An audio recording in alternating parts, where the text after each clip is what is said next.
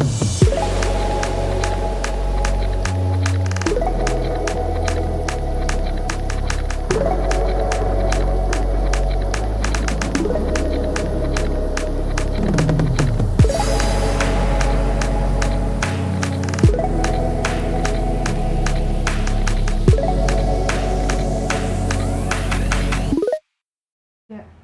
selamat pagi Ibu. Perkenalkan, saya Dr. Budi yang kali ini bertugas di klinik THT. Nama Ibu siapa? Rian, Umurnya berapa tahun? 23. Oke, berdasarkan identitas Ibu, jadi saya akan memulai beberapa pemeriksaan, yaitu THT-KL dengan pemeriksaan pada bagian telinga, pada bagian tenggorokan, dan juga bagian hidung. Mungkin sedikit tidak nyaman, apakah Ibu bersedia?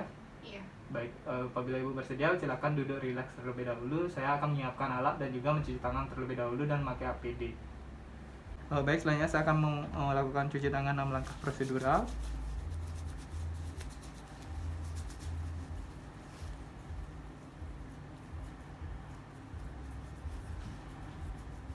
Dan juga memakai APD. Baik, setelah memakai APD, jadi saya akan menyiapkan alat dan bahan yang saya gunakan untuk pemeriksaan. Ada headlamp, kemudian ada spekulum, dan juga ada tang spatel.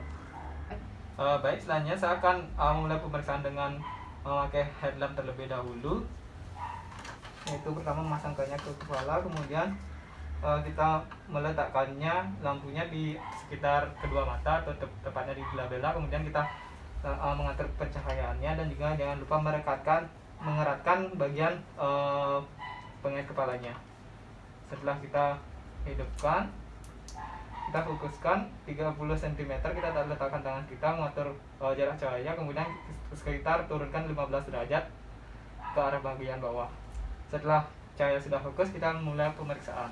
Baik, pertama-tama saya akan memulai dengan inspeksi pada bagian telinga kanan Ibu. Ibu silakan agak menoleh ke arah kiri sedikit. Saya akan mulai dengan inspeksi auricula dengan mencari adanya tanda-tanda kelainan berupa deformitas, tanda peradangan, tanda trauma, benjolan, fistula preauricula, squama ataupun bekas luka. Jadi di sini tidak ditemukan kelainan. Kemudian saya akan melanjutkan dengan pemeriksaan bagian KAE-nya atau kanalis akustikus eksternanya dengan menarik bagian atas telinga Ibu ke arah posterior superior, maaf ya Bu.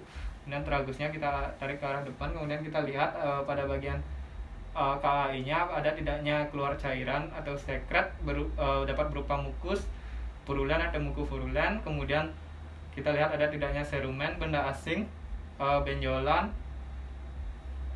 ataupun tanda peradangan.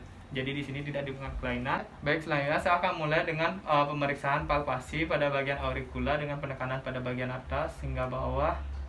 Kemudian kita menilai ada nyeri tekan, ada rasa panas ataupun benjolan. Apabila ditemukan benjolan, kita deskripsikan jenis, bentuk, ukuran serta persebarannya bagaimana. Setelah itu kita melakukan dengan nyeri tarik, yaitu kita narik bagian atasnya ke arah superior posterior dan juga bagian auricula bawahnya ke arah inferior. Kemudian kita nyeri tekan pada bagian tragus.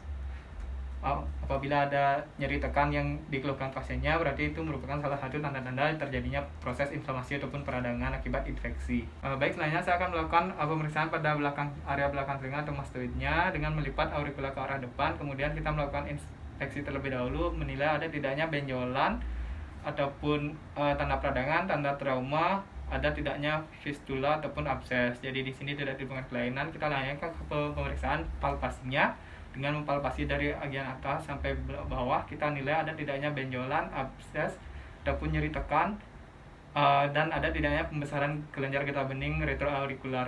Apabila tidak ada berarti normal. Kemudian kita bagian depan pada depan tragusnya, kemudian kita cek kembali kelenjar getah bening. Jadi tidak ditemukan pembesaran kelenjar getah bening pada preaurikular. Selanjutnya, setelah saya memeriksa telinga Ibu, saya akan melakukan pemeriksaan di bagian hidung Ibu dengan alat spekulum, dan di sini spekulumnya akan dimasukkan ke lubang hidung Ibu yang pertama yang di bagian kanan. Jadi cara memegang spekulumnya sebelum dilakukan pemeriksaan yaitu dengan bagian jari jempol memegang pada bagian tuas bawah dan dibarengi dengan jari tengah sampai jari kelingking, dari tuas atas sampai sampai tuas bawah, dan juga jari telunjuk memfiksasi pada bagian ujung spekulumnya di atas hidung. Setelah memeriksa telinga kanan, berikutnya saya akan melakukan pemeriksaan di telinga kiri Ibu. Ya. Baik Ibu, silakan lepas maskernya sampai bagian hidung saja yang terlihat. Kemudian saya akan mulai memasukkan spekulum secara perlahan, seukuran dengan panjang hidung pasien kira-kira. Kemudian menaruh jari telunjuk sebagai fiksator. Kemudian kita buka perlahan spekulumnya yang sebelumnya kita masukkan secara tertutup. Kemudian kita lakukan penilaian pada kalkulasi secara umum. Jadi di sini kita menilai ada tidaknya benda asing, sekret, perdarahan, ataupun krusta, dan juga menilai ada tidaknya polip, benjolan, tumor, ataupun kelainan anatomis. Ya. Baik, selanjutnya saya akan mulai memeriksa di bagian konka inferiornya. Di sini menilai bagaimana warnanya dan juga morfologi dari konkanya. Jadi di sini warnanya merah muda, kemudian morfologinya dekongesti. Kemudian saya akan melanjutkan ke pemeriksaan pada bagian septum nasi. Di sini saya menilai ada tidaknya deviasi, perforasi, abses, hematoma dan juga ada tidaknya perdarahan dari plexus kiselbahnya. Jadi di sini tidak ditemukannya kelainan.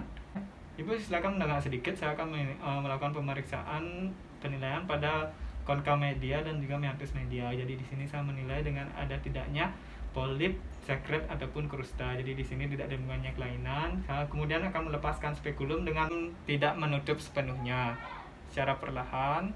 Jadi di sini pemeriksaan lubang hidung kanan telah selesai. Kita lanjutkan ke pemeriksaan ke bagian hidung kiri.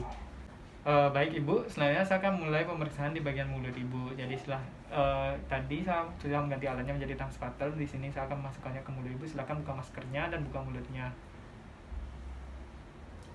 Selanjutnya saya akan memasukkan tang spatel sepanjang 2/3 lidah pasien. Kemudian kita lakukan tekanan ke bawah. Ibu silakan bilang A.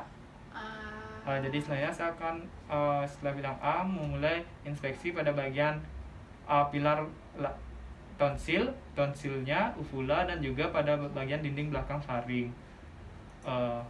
Ibu boleh silakan pakai maskernya. Saya akan menjelaskan bagaimana hasil pemeriksaan di mulutnya. Jadi pada pilar tonsil Ibu tidak ditemukannya kelainan, yaitu bentuknya masih simetris, tidak adanya abses, kemudian membran dan pseudomembran tidak ditemukan, dan juga bombansnya tidak ada, serta normal.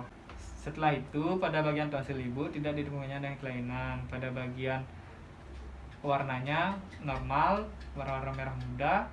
Kemudian pada kriptenya juga bentuk dan ukuran normal. Kemudian pada tonsil tidak ditemukannya adanya detritus, membran ataupun pseudomembran, dan juga ukuran tonsilnya masih normal, yaitu di antara T0 sampai T4, nilainya T1, yaitu untuk ukurannya normal. Kemudian pada bagian uvula Ibu juga tidak ada kelainan. Di sini warnanya normal, yaitu merah muda. Kemudian tidak ada uvula bifida, tidak ditemukan juga edema pada uvulanya. Uvulanya juga letaknya di tengah. Kemudian pada bagian dinding belakang faring Ibu tidak ditemukannya kelainan. Jadi di sini warnanya normal, yaitu merah muda. Kemudian tidak ditemukannya granula hipertrofi dan juga postnasal drip. Baik Ibu, pemeriksaan keseluruhan sudah selesai dari apa yang Ibu keluhkan. Jadi di sini disimpulkan Ibu tidak ada kelainan atau tidak ditemukannya kelainan. Mungkin selainnya Ibu bisa tetap menjalankan pola hidup Ibu sementara dan juga tetap menjaga pola hidup sehatnya.